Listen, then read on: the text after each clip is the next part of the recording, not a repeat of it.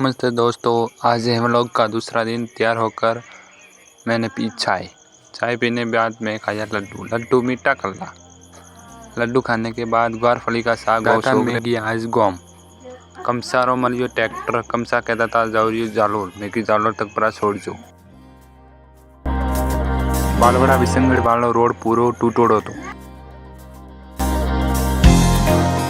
पहुंचे विसंगड़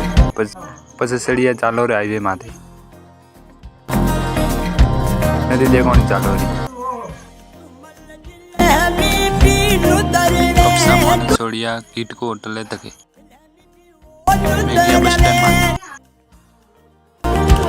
बस में बैठा या वॉक ली ताता दी तो कंडक्टर ने बाड़ो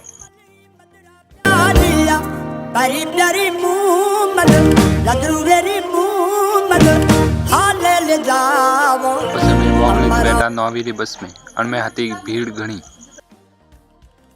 पछे उतरिया नौवीं थी पड़ोस आया लेवा मैं देखी नौवीं नदी